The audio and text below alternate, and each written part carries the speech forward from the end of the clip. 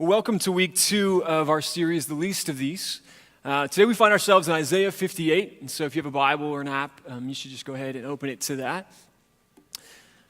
I think one of the trickiest diseases of our culture is complacency.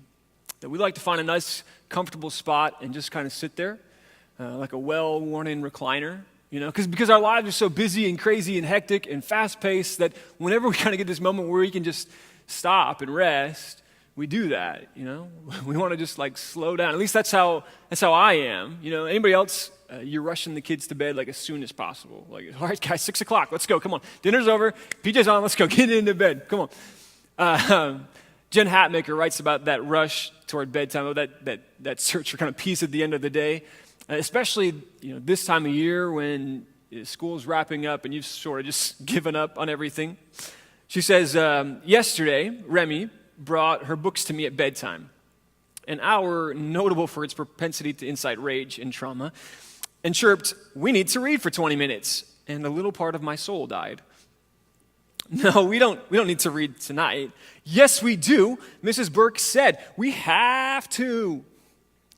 We already read. No, we didn't. You are faking me, Mom?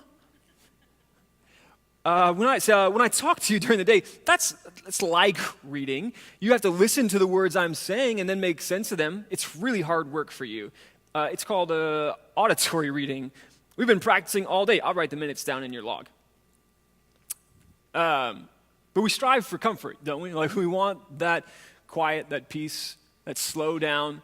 And last week, Todd talked about how comfort, complacency, they're the destroyers of compassion. And compassion is the necessary first step in caring for the least of these.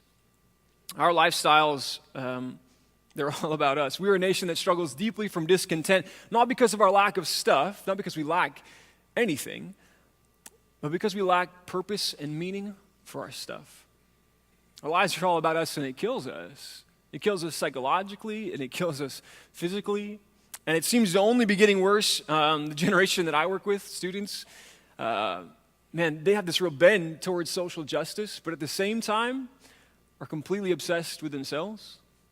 Like they're the generation that got the word selfie added to the dictionary, you know?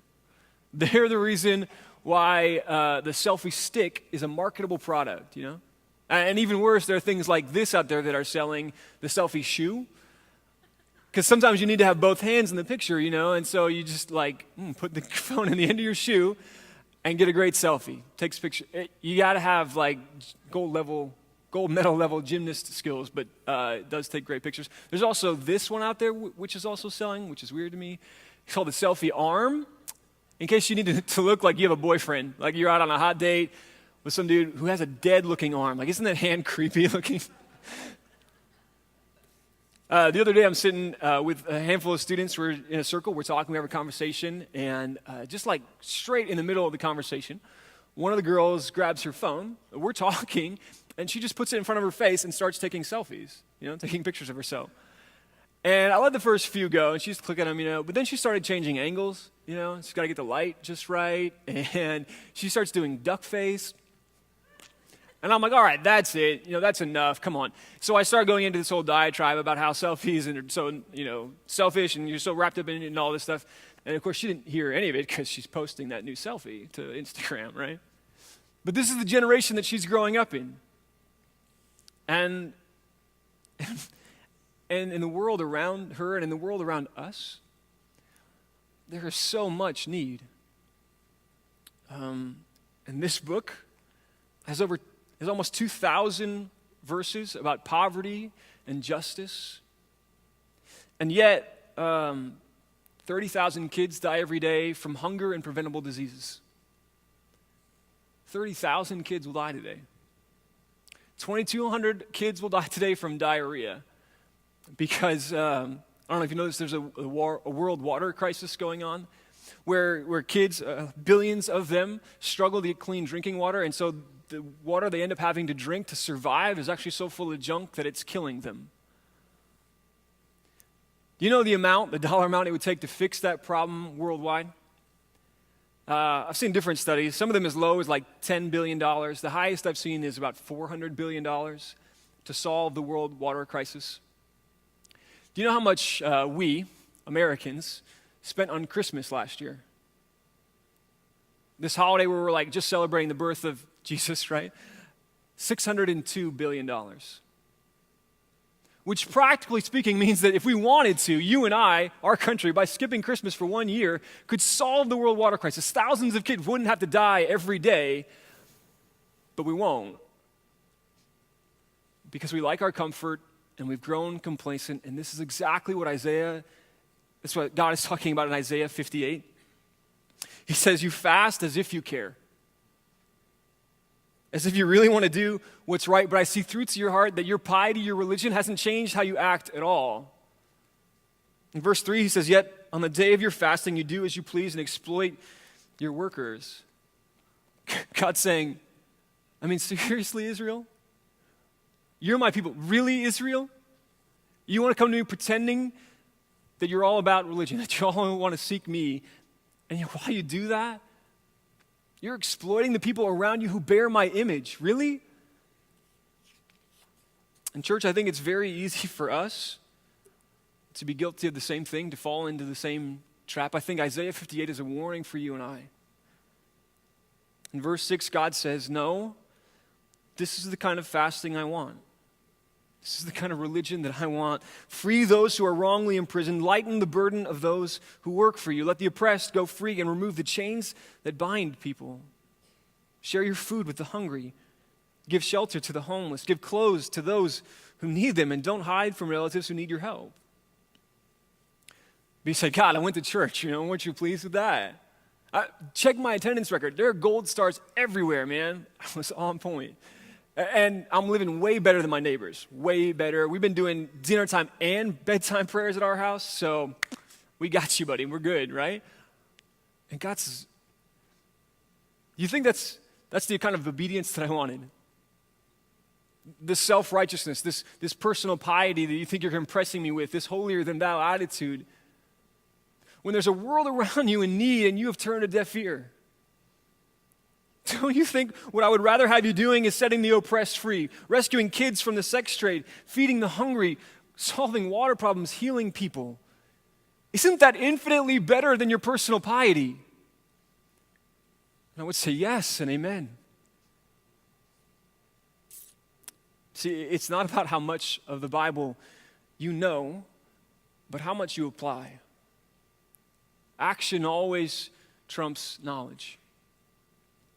Søren Kierkegaard, the Danish theologian, talks about how we trick ourselves. We try to fool ourselves into thinking we misunderstand or there's some mystery about these 2,000 verses about poverty and justice. He says this, the Bible is very easy to understand, but we Christians are a bunch of scheming swindlers.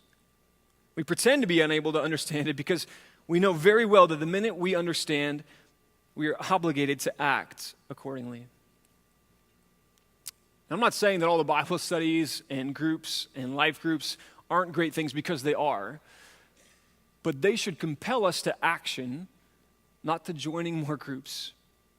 Love is action, period. Wednesday night, we're talking with students about kind of those dead spaces in summer, like school's over, and sometimes they're just sitting at home for hours and hours on end with nothing to do.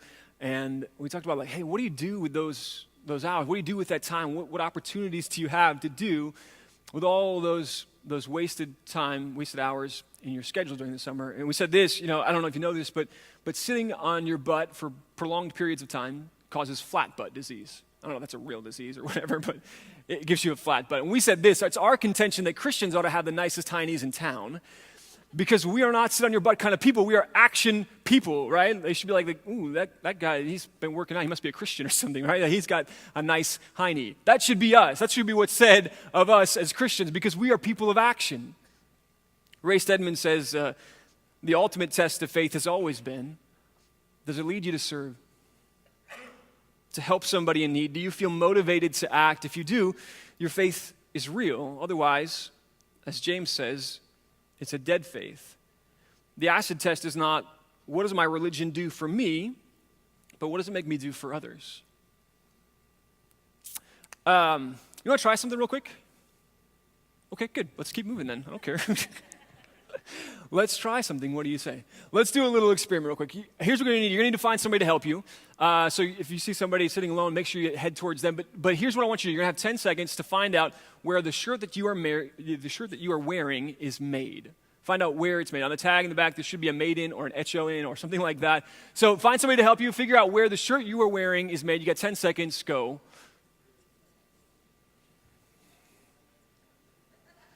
Guys, if you see a cute girl, this would be a good time to be like, oh, just what I thought. Heaven. I knew you were an angel. Just try it. See if it works. I don't know.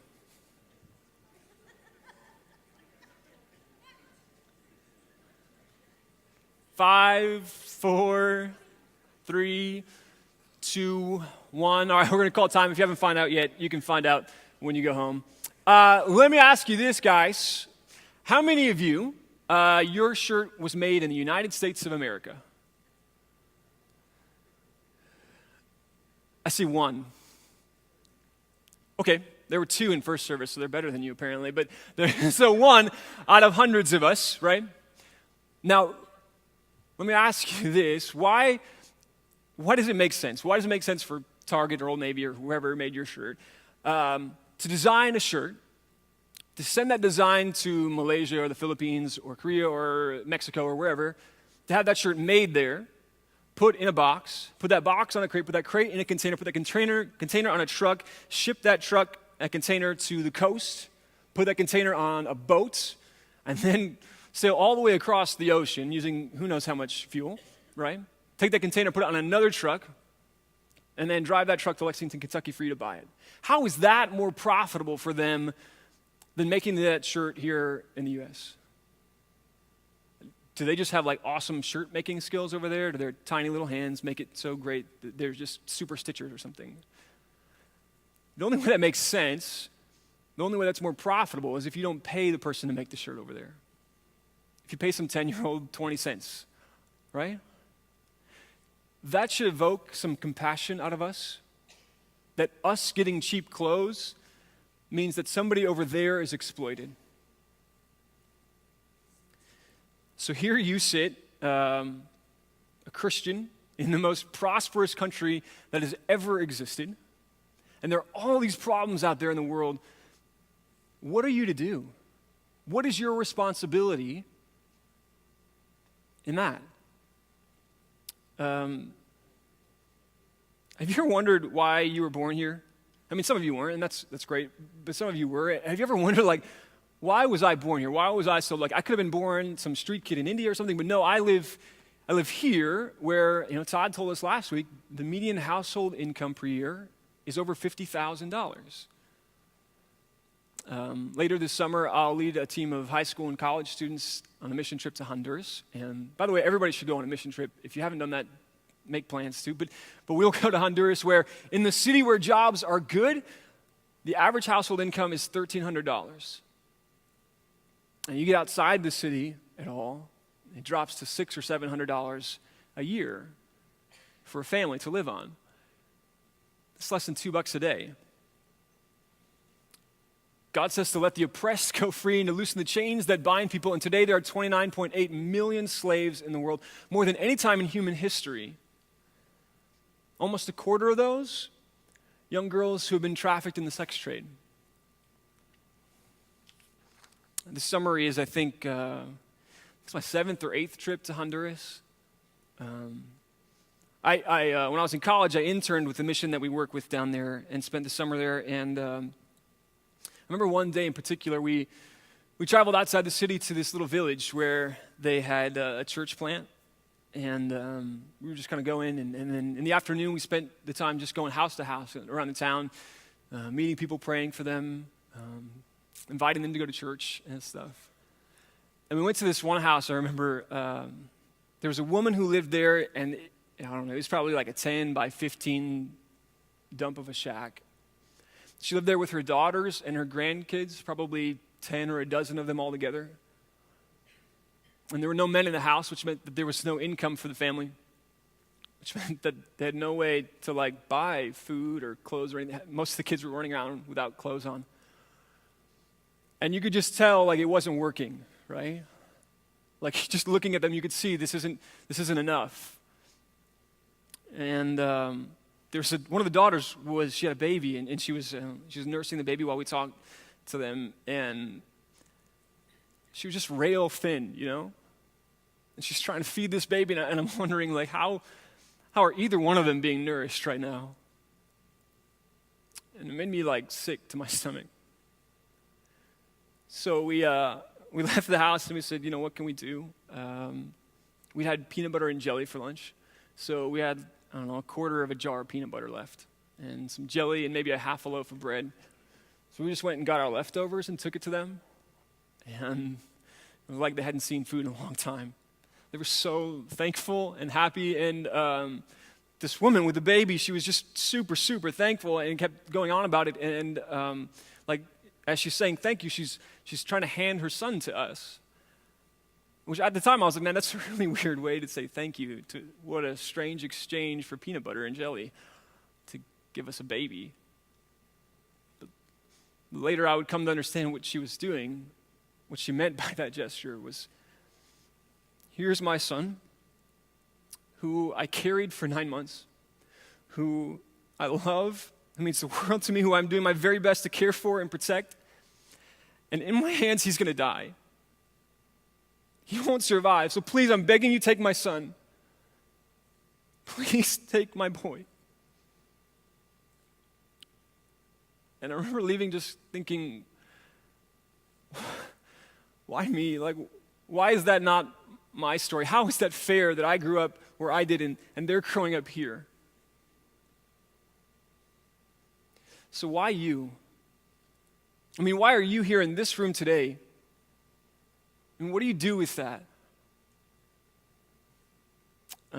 Ann Voskamp wrote this just fantastic blog this week about her experience sitting with refugees in northern Iraq who are living in empty shipping containers, women and children who are fleeing what she calls a modern-day Holocaust, where people are being executed in an attempt to wipe out their kind being Christian, where 9-year-old girls are kidnapped and sold for $172.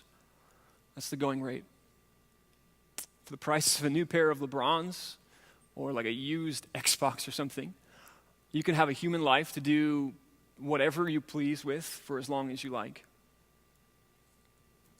She said this, why in God's holy name are we born into North American ease? Why aren't my kids being gunned down and shot in the bloody streets? Why do we get to go through our days with no one hunting us down to put bullets through our backs or hack off all our rolling heads? Why in God's name do we get to be safe and they get to be killed, raped, displaced, and destroyed? The exact reason why you are where you are is to risk everything for those being oppressed out there. You are where you are to help others where they are. The reason your hands are where they are in this world is to give other people in this world a hand. And I agree with her. Jesus tells us that to whom much is given, much is required, and we have been given much. Now, I know that there are some health and wealth, prosperity people out there who will say that this is all God's favor, this is all God's blessing. He wants us to have this nice, comfortable life. He wants us to have stuff and things. And I wonder if those people have ever read the Bible. I wonder if they know of a man named Jesus who was more faithful than you and I will ever be by far, and who did not have a bed to call his own, who did not have a home. He owned no nice things or nice properties, and his life was taken with force. I don't have any problem with Americans having this high annual household income because it allows us the opportunity to do so much good, maybe more good than has ever been done before. We have been given much to give much, blessed to be a blessing. Our piety on Sunday is validated by our action on Monday. What I love about Isaiah 58 is that God diagnoses the problem. He says, you guys have been playing church, we've been pretending, instead of out there being the church. And then he spends the rest of the chapter telling them what will happen if they change, what he'll do if they change. It's his promise that if we give ourselves to freeing the oppressed, then here's what he will do. Verse 8 says, then your salvation will come like the dawn, and your wounds will quickly heal, and your godliness will lead you forward. The glory of God, glory of the Lord will protect you from behind. Then you will call, the Lord will answer, yes, I am here, he will quickly reply. Remove the heavy yoke of oppression. Stop pointing your finger and spreading vicious rumors. Feed the hungry. Help those in trouble. Then your light will shine out from the darkness. The darkness around you will be bright as noon. The Lord will guide you continually, giving you water when you are dry and restoring your strength. You will be like a well-watered garden, like an ever-flowing spring. Some of you will rebuild the deserted ruins of your cities. Then you will be known as a rebuilder of walls and a restorer of homes. He promises that if we act, he will help. And Proverbs 3:27 says that it's morally wrong for us to withhold good, withhold assistance to those who need it. Do not withhold good from those who deserve it when it is in your power to act. And church, it's in our power to act. But I'm going to let you in on a little secret. You are too small. You don't have enough money or influence. The problem is just too big. And in fact, I'm not convinced that even altogether as a church, we could stamp out poverty or wipe out disease or end hunger or homelessness. The problems are way too big. Isaiah is a curious book, though. It's full of prophecy about this coming Messiah. And I find this one interesting. Isaiah 42:1 says, "Here is my servant, whom I delight. I will put my spirit on him, and he will bring justice to the nations." It's about Jesus, and it says that he will bring justice to the nations. But is that true? I mean, did he do that? How does one man even possibly bring justice to all the nations? By his blood and by his spirit. By his blood, Jesus brought a justice that no charity ever could. Grace that pays for sins. And by his spirit, he's empowered billions of his followers to loosen the chains of injustice around the world. And we, the church, we are the answer that no government or organization ever could be. We, the church, are how Jesus brings justice to the nations in every generation. This is our call. Now, if it's left to our own ability, you and I, our ability to overcome, to conquer evil, that sort of thing, I mean, we would certainly fail. But when Jesus left, he said, "I'm sending one who is better." He says, the Holy Spirit of God lives within you. And so tell me exactly what it is that you are incapable of. Tell me with the Spirit of God living within you what you can't do. Tell me not why you live where you live or why you are so lucky, but what could God do with you? What could God do with your life? What if one Sunday a month you didn't show up here and it wasn't because you were sleeping in or going to the lake not because you were going to, St. Mattress that day or Bedside Baptist or any of those churches, but because you decided one Sunday a month, I'm going to go downtown and take as much breakfast as I can get together and just feed everybody in the park and just talk to people down at Phoenix Park that morning. What if one Sunday a month you didn't show up here because that was the Sunday that you do the yard work for that widow in your neighborhood and you invite her to have lunch with your family?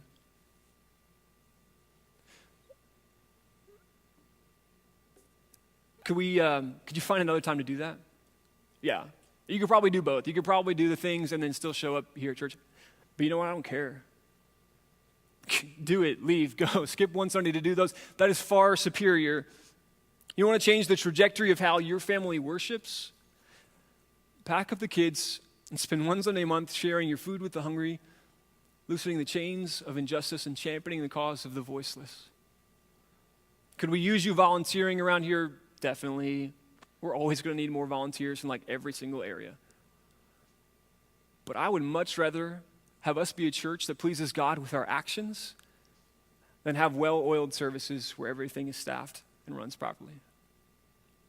Because when we get that right, then your salvation will come like the dawn, and your wounds will quickly heal. Your godliness will lead you forward, and the glory of the Lord will protect you from behind. So how do we fix this? I mean, how do we fix all of this? Where do we even begin? I'd say start here. Do something. There are literally millions of things you can do. The only unacceptable thing is to do nothing. Can you imagine? Sometimes we get this thing going where we're like, I don't know if I can, it's just so much. I could never fix everything. I could never solve all those problems. And so we just kind of go, well, what do I do with all that? I don't know. And we kind of sit and do nothing. Imagine you go to the doctor and you're like gravely ill and you're like, oh, I'm so sick and I know he's got the medicine to make me well. So you go see him and you're like, Doc, please, I need your help.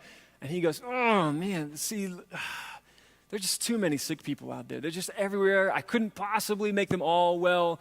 So what's the point with you? And you would go, oh, great, copay well spent. Thank you, Doc. Great. Can you fix everything? No. But does that mean you shouldn't help one? On the bottom of your program today are just a bunch of sites, just things for you to check out. There are organizations that I love who are doing good in the areas of human trafficking, in the areas of water, clean water, food, justice. There's a link in there to our missions partners where you can just find all the missions that we already support as a church. Check those out. Maybe start with one of those. Out in the lobby at the welcome desk are a couple of sheets. One of them has just volunteer opportunities for you here locally, things you could try out here in our community, ways you could help. The other is a page full of just stuff we can use donated to our mission trip this summer. Things that the mission down there could use, simple things like vitamins and clothes and shoes. Start with one of those. Do something. One of the things we wanted to do just kind of as a church, we wanted to pick like one thing where we just kind of collectively work together on this one thing is we partnered with Cure International, which provides life-changing, life-saving surgeries for kids in developing nations. And we said, let's do this together. Let's set a goal. Like this, we want to help some kids with these surgeries. And so we set a goal of $10,000 for us as a church over the course of this series to provide surgeries for kids who would not get them. And man, it's a great organization. We love partnering with them. $10,000 was like, is it too high? Is it too low? It's hard to tell. Maybe we were kind of right there in the middle, and so that was good. Would you like to know where we're at after 1 week of working with Cure? No, you guys have like no participation at all. Would you like? No, we don't care. Let's go. Would you like to know? Okay, good. All right, so after 1 week of us as a church donating for Cure, hoping to hit this $10,000 by the end of the series, we are at $10,285. Which is awesome, which is so great. We're so happy to be able to provide those surgeries, and we're proud to be a part of a generous church like you. But let me encourage you to not stop. Let me encourage you to blow that number out of the water, make us look silly for setting the bar too low, because the return on your investment is so high. You can do so much good for so little money for these children. So keep giving. There's opportunities out in the lobby to do that, and let us know if you have questions. But man, we want to look silly because we thought $10,000 was a reasonable goal. I really don't care what it is that you do. You can partner with one of those organizations or do something entirely different, but please do something. And we will come up short. We absolutely will. And so we must pray that God will come through, that God will champion the voice of the voices, that God will do the miraculous things that only He can do. And we pray things like Isaiah prayed in Isaiah 64, Lord, that you would rend the heavens and come down. The mountains would tremble before you. As when fire sets twigs ablaze and causes waters to boil, cause your name to be known among your enemies, they would quake before you. For when you did awesome things we did not expect. I love that line. For when you did awesome things that we did not expect, you came down and the mountains trembled before you. Maybe you just need to start praying that prayer every day. God, come in and do mountain-shaking kind of stuff in my life. Make the nations tremble before you because you are so great, so powerful that you can do the miraculous. Because we will, with all of our effort, come up short. And so we need a God who is miraculous, a God who can do things that only He is capable of doing. As we wrap up, I want to share a story with you called The Parable of the Ducks. And it goes like this. Once there was a town where only ducks live. Every Sunday, the ducks waddled out of their houses and waddled down Main Street to their church. They waddle into the sanctuary and squat down in their proper pews.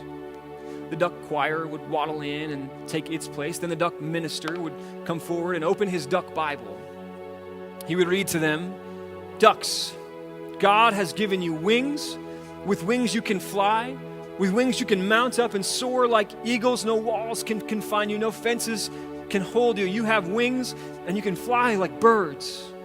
And all the ducks would shout, "Amen!" And then they would all waddle home.